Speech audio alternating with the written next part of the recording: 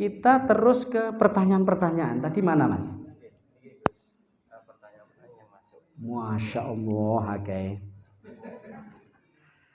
Ya, Bismillahirrahmanirrahim. Memandikan jenazah. Apakah boleh seorang wanita haid memandikan jenazah? Ini boleh ya.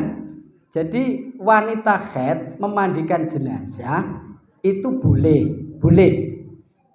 Tapi hukumnya makruh. Tidak hanya memandikan jenazah, tapi juga mendekati jenazah. Itu memang makruh. Di sana hikmahnya kenapa kok dimakruhkan begitu? Karena orang haid itu dalam tanda kutip itu tidak didekati oleh malaikat rahmat. Jadi karena masih punya hadas besar begitu. Tapi di dalam pelaksanaan prakteknya wong ini tidak haram saja. Kan begitu? Namanya makruh itu kan seperti saya ngerokok tadi loh. Nah, maka di dalam prakteknya ini juga jangan kaku. Kalau dia anak perempuan apalagi pengen ikut-ikut ya jangan dilarang. Justru kalau menurut saya enggak, diabaikan aja lah haid atau tidak kalau itu keluarga. Sudah, begitu aja. Jadi ini lebih penting itu daripada kita menghindari makruh itu. Kadang begitu dalam prakteknya. Yo kecuali kalau haram ini loh itu jangan sekali-kali dilanggar. Tapi kalau hanya makruh terus itu tidak dilarang, itu di dalam pelaksanaan tajhizul jenazah itu paling kita utamakan adalah kondusif, nyaman, begitu. Jadi ini penting, jadi penting kita sampaikan. Berikutnya orang yang mati kebakaran sampai parah. Bagaimana cara memandikannya? Tetap dimandikan kecuali lauhusila lataharro. Itu persis redaksi di dalam kitab. Kecuali kebakaran ini kalau dimandikan itu lataharro, maka dia akan lebur, maka dia akan terkelupas. Maka kondisi seperti ini ditayamumi. Jadi yummima ditayamumi. Itu kalau kebakaran yang sampai parah, sekira kalau dimandikan kena air itu terkelupas. Kalau sebagian bagaimana? Ya sebagian dimandikan, nanti pengganti yang tidak dimandikan ditayamumi. Jadi persis seperti kulfah tadi, sahibul kulfah. Jadi orang yang sudah balik tapi belum khitan, itu kan penggantinya itu kan ditayamumi. Persis seperti kita punya sahibul jabiroh, kita diperban ya, barusan kecelakaan, itu kalau mandi besar itu kan dua, yang tidak diperban dibasuh, pengganti yang diperban diganti dengan tayamum. Jadi sama. Jadi orang kebakaran juga begitu, kalau yang sebagian bisa maka dibasuh, yang tidak bisa diganti dengan tayamum. Jadi begitu. Berikutnya karena banyak jadi tidak saya jawab lama-lama. Bagaimana cara memandikan jenazah orang kecelakaan jika anggota badannya terpisah? Jadi sama, jadi dimandikan. Jadi dimandikan. Jadi sekalipun terpisah ya dimandikan secara terpisah. Yang penting ini anggota tubuh setelah mati sekalipun satu helai rambut itu jangan sampai tidak dimandikan, tidak dikuburkan semampunya. Ya kecuali gak mampu, maksudnya wis enek opo-opo kono sing kebyur-byur itu kok ceren ya. Barang sak nyilir-nyilir ya mungkin bagaimana kita mencarinya. Tapi kalau sudah meninggal, kalau belum tidak perlu loh ya. Jadi engko sanune tas cukur 3 jam kemudian meninggal rambutnya digoleki. Ya, tidak perlu. Jadi anggota tubuh setelah meninggal ini harus kita jaga betul. Sekalipun selai rambut. Nah, dulu pernah sahabat itu ada yang meninggal, kemudian tangannya ini karena perang itu hilang. Jadi tidak ada tangannya. Saya lupa sahabat siapa, ada di kitab kuning, ada di Turaj. Nah, kemudian kalau nggak salah sahabat Abdurrahman. Nah, kemudian setelah yang jasad aslinya sudah dimandikan, beberapa hari kemudian ketemu, dikenali dengan cincinnya, begitu ceritanya di hadis itu. Iki anune Abdurrahman ini. Akhirnya itu juga dimandikan, maksudnya dibasuh, kemudian dikumpulkan dengan jasad yang lain. Jadi terpisah itu tetap. Jadi kalau kecelakaan terpisah-pisah, hari ini ketemu 2/3, nah begitu ya. Sing 1/3 ketemu besok-besoknya ya besok-besoknya itu tetap dimandikan. Jadi dimandikan, kemudian kalau bisa dikumpulkan dengan yang lain, anggota yang lain. Itu berikutnya bagaimana cara memakamkan jenazah yang ditanah dalam peti jenazah secara syar'i. Ini penting ini. Jadi seperti ini pentingnya pertanyaan karena saya tadi banyak yang tidak bisa lupa tidak saya sampaikan. Nah, orang yang di dalam sunduk, jadi visunduk di dalam peti itu boleh ditetapkan di dalam peti, boleh dibongkar, petinya diambil, boleh. Yang penting standar menghadap kiblat, kemudian pipinya ini diletak atau dikasih tanah, itu terpenuhi. Lah kalau tidak diambil, bagaimana kalau di peti itu? Maka di peti itu, kalau kita belum bicara COVID ya, belum bicara jenazah COVID, ini kita bicara jenazah yang non COVID atau penyakit-penyakit menular. Maka ya dibuka, dimasukkan, dibuka. Dan ini ada teorinya, kalau tidak orang-orang muda ini sulit memasukkan peti dalam kuburan, gitu. Harus ada tampar-tampar banyak itu, biar tidak mak geluduk begitu, tapi nyaman. Nah, itu ada caranya, Bang. Setelah itu dibuka. Setelah dibuka, itu dihadapkan ke kiblat. Kemudian dilepas, tali-talinya itu, kemudian kepalanya ini bagian ini dibuka, dikasih tanah.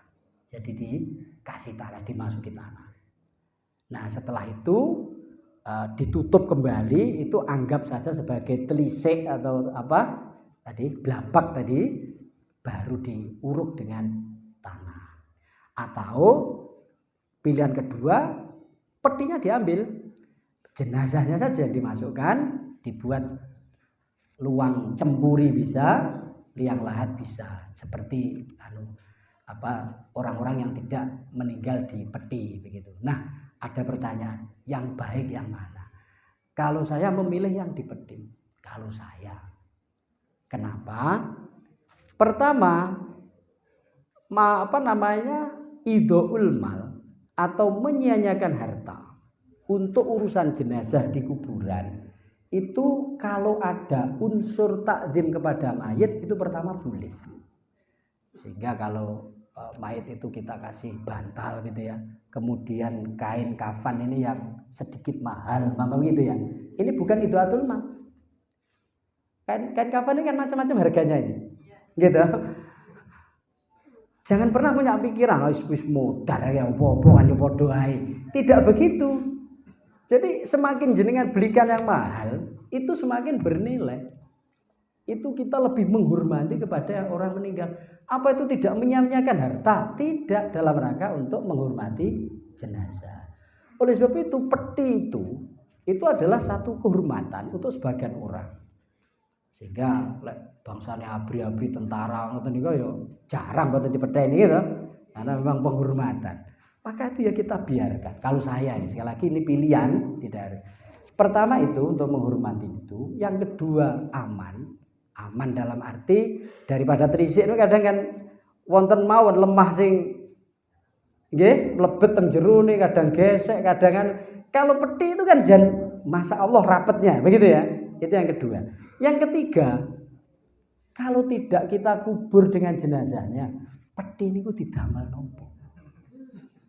Terus digletakne teng pundi? Ya, sakniki kula tekoni. Paling yo ning kuburan gitu. Wong damel cethek geni mawon kula yakin mboten wani.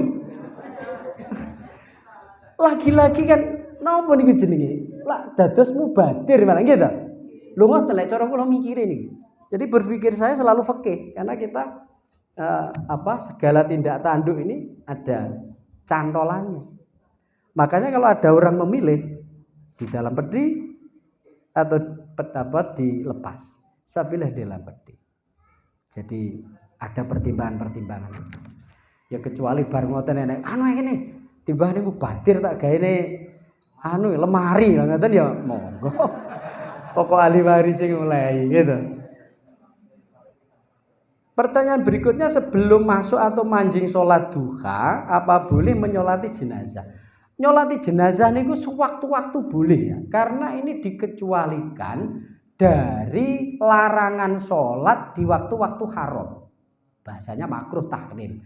Makruh tahrim waktu yang tidak boleh digunakan sholat mutlak. Itu kan ada 5. Pertama, setelah sholat subuh. Yang kedua, saat matahari terbit sampai qadra rumhin masuk sholat duha. Yang kedua, ketika istiwa, jadi qailulah, matahari tepat di atas kita. Yang ketiga adalah setelah sholat asar.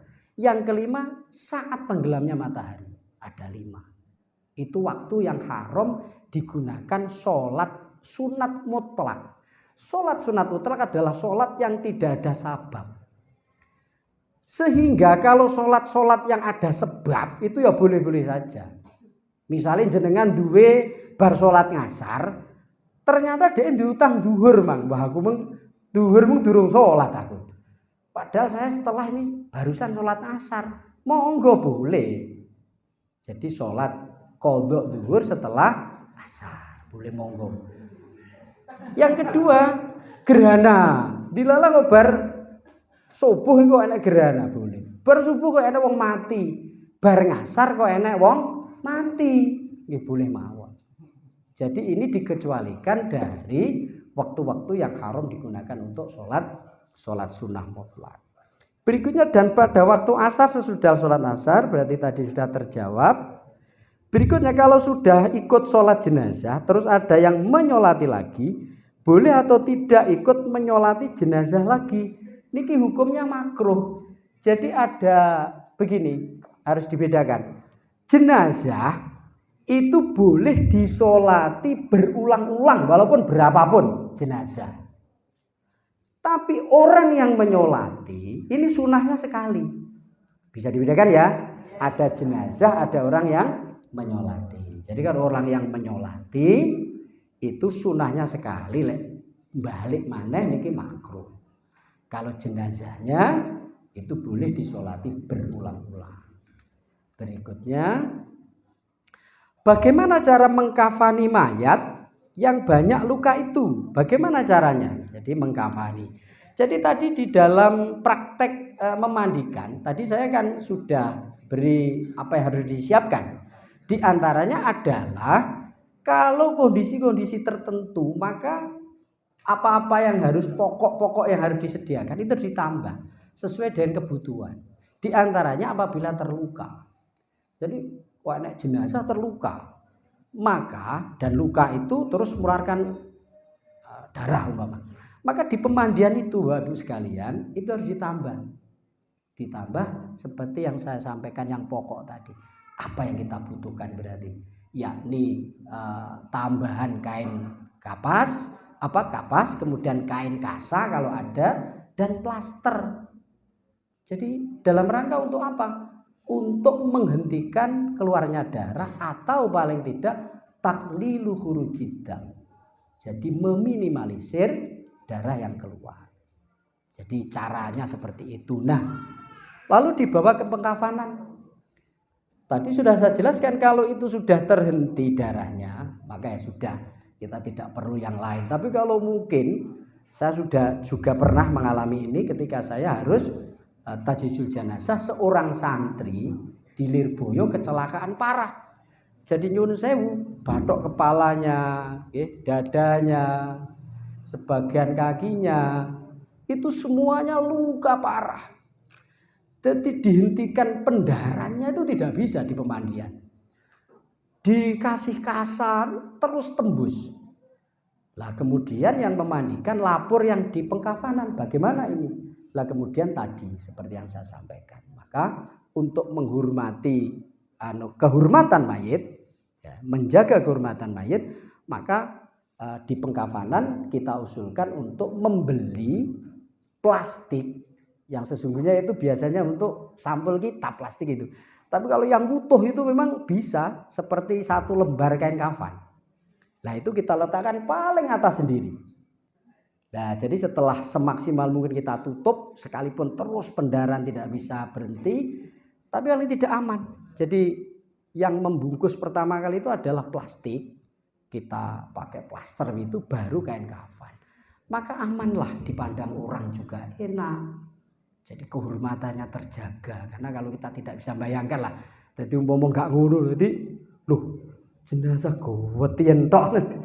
Gibras-gibras nyawa nggih. Jadi untuk menghindari itu. Itu caranya. Jadi disesuaikan dengan lukanya. Intinya di pendarahannya diatasi.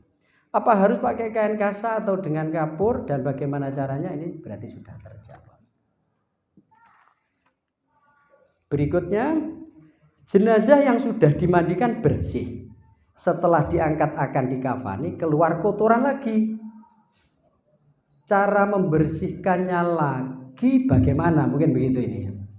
Jadi Bapak Ibu sekalian, jenazah itu kalau sudah dimandikan, dan secara sempurna, ada yang keluar sudah kita coba untuk menghentikan. Itu kalau setelah itu keluar, itu tidak perlu diulangi memandikan lagi. Tidak perlu, tidak wajib. Dan menurut saya justru ya jangan.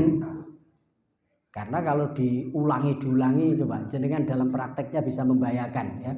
Bisa membayangkan lah betapa repotnya, betapa Masya Allah. Jadi justru akan membongkar aibnya mayit. Padahal orang memandikan mayit itu ya, atau orang melihat mayit itu kata hadis Rasulullah itu sunnah untuk merahasiakan. Maka man satara uyubal mayit satarallah aibahu yaumal qiyamah. Jadi siapapun orang ketika melihat jenazah itu ada aib di sana. Karena saya juga sering secara simpanan di arsip saya itu saya tahu sesungguhnya iki wong ki elek, wong ki apik saya tahu. Tapi saya alhamdulillah juga tidak pernah menceritakan. Tapi kalau ada kebaikan saya ceritakan karena sunnah. Jadi kalau ada tanda-tanda kebaikan mayit itu sunnah disampaikan, kalau kejelekan ditutupi. Nah, kembali ke pertanyaan tadi, bagaimana cara? Jadi tidak usah dibersihkan lagi. Akan tetapi ya ini ulama tidak sepakat apakah wajib disolati atau tidak. Bahkan boleh disolati atau tidak. Begitu.